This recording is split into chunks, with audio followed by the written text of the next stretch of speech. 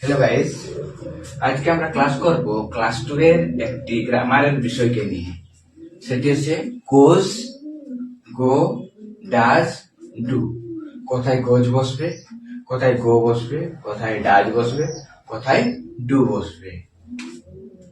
Go, goes or do,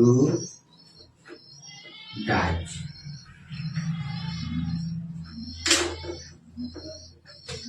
প্রথমে আমরা জানবো গো আর ডু ভার্ব কোথায় বসবে।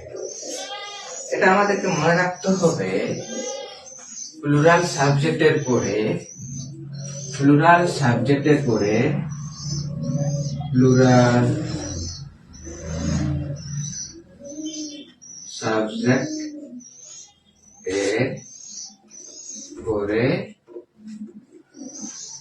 গো और डाज डू বসে।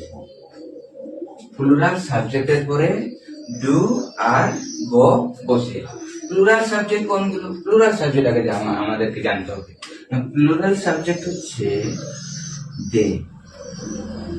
দে মানে তারা, মানে এক থেকে বেশি। তো সেইখানে আমরা দে পরে কি বসাবো? গো বসাবো, বা দে পরে ডু বসাবো। যেমন ভাবে আছে উই মানে আমরা, আমরা মানে আমি এবং আমার সাথে কেউ থাকবে তবে আমরা হবো, মানে একের থেকে বেশি বুঝাচ্ছে। তবে একের থেকে যখন বেশি বুঝাবে তখন গো হবে আর ডু হবে। কিন্তু কিছু সিঙ্গেল সাবজেক্টের পরেও কিন্তু আমরা গো এবং ডু বসাই। সেগুলি হচ্ছে কি, যেমন আই, এই আই এটি হচ্ছে একটি সিঙ্গুলার সাবজেক্ট, কিন্তু তবু আমরা এরপরে গো আর ডু বসাবো। একইভাবে আছে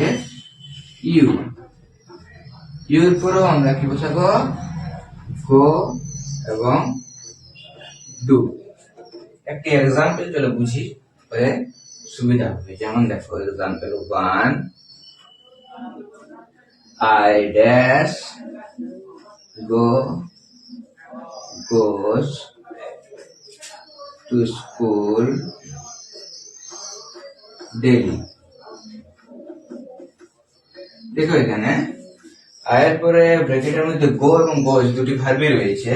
তো আমাদেরকে এখানে দুটি ভার্বের মধ্যে একটি ব্যবহার করতে হবে। তো সেটি কিভাবে কোনটি বসাবো আমরা বুঝতে পারছি না, তখন আমাদেরকে এটি মুখস্থ করতে হবে।